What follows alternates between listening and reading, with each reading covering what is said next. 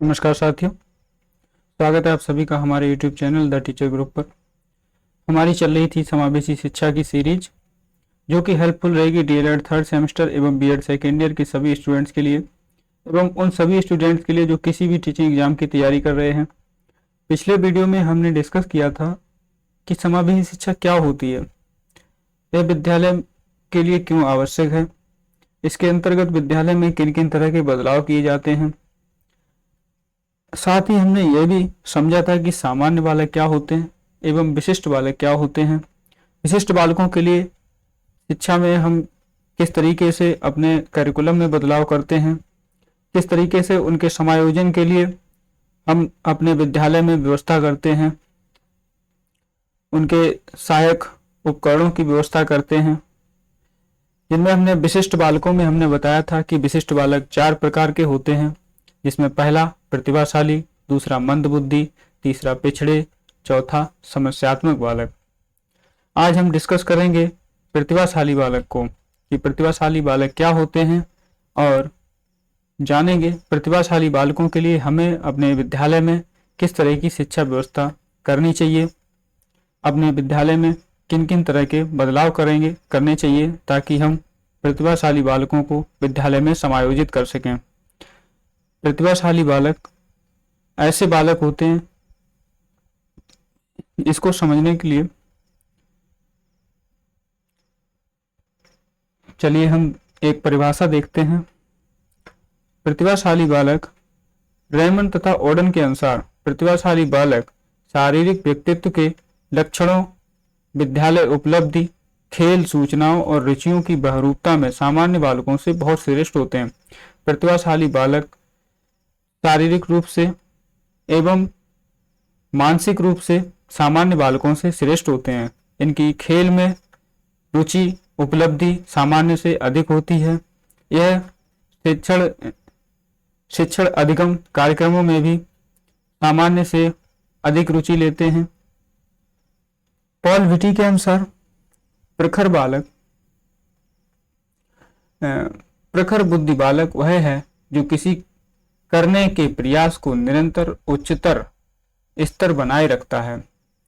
प्रखर बुद्धि बालक वह है जो किसी करने के प्रयास में निरंतर उच्च स्तर बनाए रखता है, मतलब किसी काम को करने में वो हमेशा टॉप ही रहता है, मतलब हमेशा आगे ही रहता है, चाहे वो प्रैक्टिकल वर्क हो चाहे वो कैरिकुलम वर्क हो। प्रतिभाशाली बालक हमेशा आगे ही रहेगा। प्रतिभाशाली बालक की बुद्धिलब्धि के बारे में जानेंगे। टर्मन एक मनोवैज्ञानिक हुए हैं। टर्मन ने प्रतिभाशाली बालक की बुद्धिलब्धि 140 बताई है। टर्मन के अनुसार प्रतिभाशाली बालक की बुद्धि 140 होती है, बुद्धिलब्धि। बेंटले के अनुसार प्रतिभाशाली वो भी बालक प्रतिभाशाली होगा जिसकी बुद्धिलब्धि 110 होगी या उससे अधिक होगी। हैक के अनुसार हैक ने कहा है कि वह भी बालक प्रतिभाशाली होगा जिसकी बुद्धिलब्धि 125 या उससे अधिक होगी।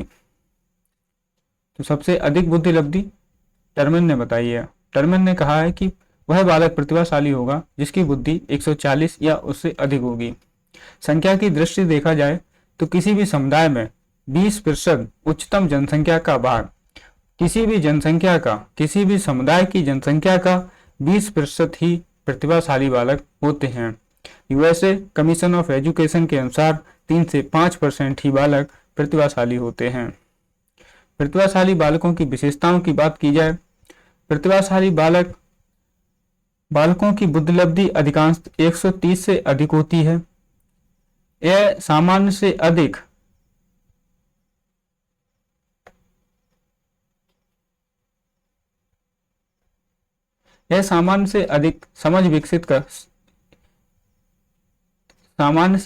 समझ विकसित होती है। इनकी समझ जो है सामान्य से अधिक विकसित होती है।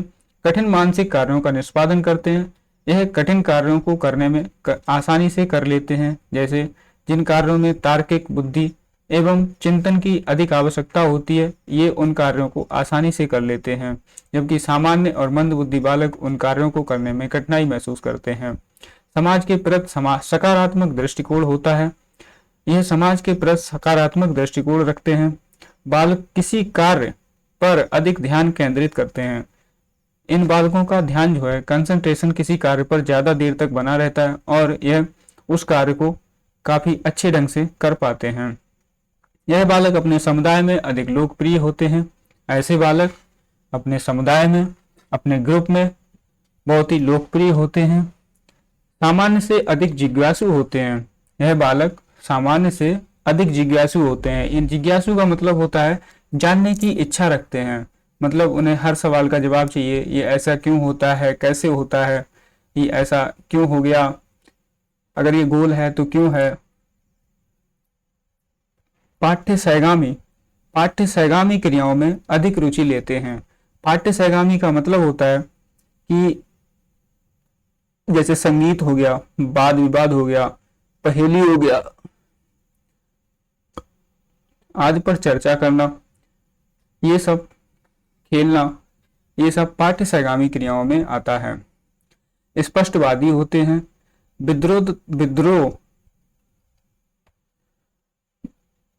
विद्रोह तथा नकारात्मक प्रवृत्ति भी पाई जाती है।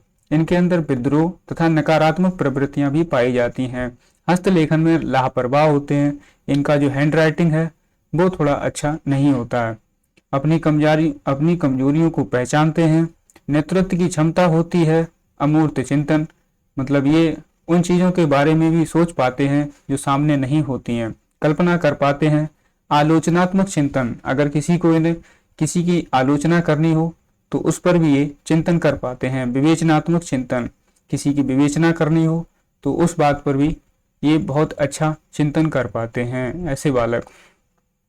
अब प्रतिभाशाली बालक की विशेषताएं हमने समझी कि प्रतिभाशाली बालक में क्या क्या विशेषताएं होती हैं। अब उन्हीं विशेषताओं के अनुसार हम प्रतिभाशाली बालक के लिए किस प्रकार की शिक्षा व्यवस्था की जाए। प्रतिभाशाली बालक की शिक्षा की व्यवस्था के लिए हमें सामान्य रूप से कक्षा उन्नति करनी चाहिए। सामान्य रूप से कक्षा उन्नति का मतलब है कि ऐसा नहीं है कि जो सामान्य बालक है उसको हम एक वर्ष में एक क्लास आगे बढ़ा रहे हैं और प्रतिभाशाली बालक है उसे एक वर्ष में 2 क्लास आगे बढ़ाते हैं। ऐसा नहीं करना है। हमें सामान्य बालक के साथ ही उसको आगे प्रमोट करना है, मतलब एक वर्ष में 1 क्लास ही प्रमोट करेंगे। सामान्य बालकों के साथ शिक्षा दी जाए। हमें प्रतिभाशाली बालकों को भी सामान्य बालकों के साथ शिक्षा देनी चाहिए। विशेष एवं विस्तृत पाठ्यक्रम तैयार करना चाहिए। प्रतिभाशाली बालक अधिक जिज्ञासु होते हैं, उन्हें जानने की अधिक इच्छा होती है, तो उनके सवालों के हमें ऐसा पाठ्यक्रम तैयार करना चाहिए जो विस्तृत हो ताकि उनके सारे सवालों के जवाब उसमें मिल जाएं।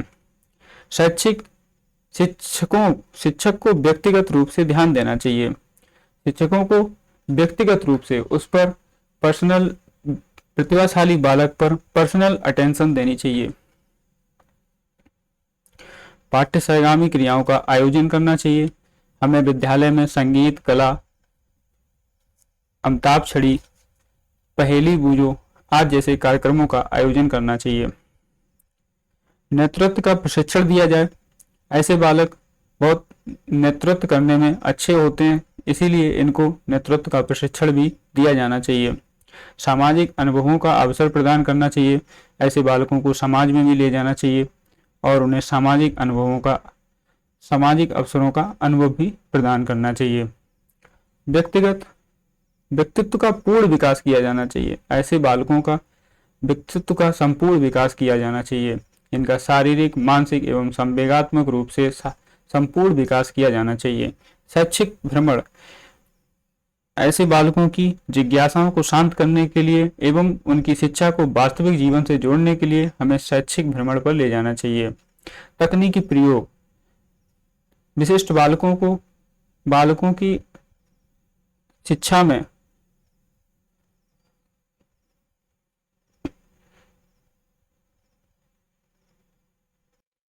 तकनीकी प्रयोग को भी शामिल करना चाहिए। चलिए आगे समझते हैं। हाँ, ये था टॉपिक हमारा प्रतिभाशाली बालक का, जिसमें हमने समझा कि प्रतिभाशाली बालक क्या होते हैं, इनकी क्या क्या विशेषताएं होती हैं, इनकी बुद्धिलब्धि क्या होती है। प्रतिभाशाली बालक की हमने परिभाषा देखी। फिर हमने देखा प्रतिभाशाली बालक की टर्मन के अनुसार बुद्धिलब्धि देखी। इन्होंने बताया बुद्धिलब्धि 140 होती है, वेंटले ने बताया 110 होती है और हैक ने बताया कि 125 और उससे ऊपर होती है। फिर हमने देखा प्रतिभाशाली बालक जो हैं पूरे समुदाय में 20% ही होते हैं और यूएसए कमीशन ऑफ एजुकेशन के अनुसार 3 से 5% ही बालक प्रतिभाशाली होते हैं। फिर हमने देखा प्रतिभाशाली बालक की विशेषताएं। प्रतिभाशाली बालक की बुद्धिलब्धि 130 से अधिक होती है। यह सामान्य से अधिक सक्षम समझ विकसित करते हैं, कठिन कार्यों का निष्पादन कर सकते हैं, पाठ्यसगामी क्रियाओं में अधिक रुचि लेते हैं, विद्रोह तथा नकारात्मक प्रवृत्ति पाई जाती है, हस्तलेखन में लापरवाह होते हैं, अपनी कमजोरियों को पहचानते हैं और उनको ठीक करने का प्रयास करते हैं। फिर हमने समझा कि प्रतिभाशाली बालक के लिए हम किस प्रकार की शिक्षा व्यवस्था करें। ये था हमारा टॉपिक प्रतिभाशाली बालक पर। नेक्स्ट टॉपिक में हम डिस्कस करेंगे मध्यबुद्धि बालक, जिसका नोटिफिकेशन पाने के लिए हमारे चैनल को सब्सक्राइब करें, पसंद आए तो लाइक करें और दोस्तों के साथ शेयर करें। अगर आप इस वीडियो का PDF पाना चाहते हैं तो हमारे Telegram channel the teacher group को ज्वाइन करें। धन्यवाद। Thanks for watching. This is Amit Kumar.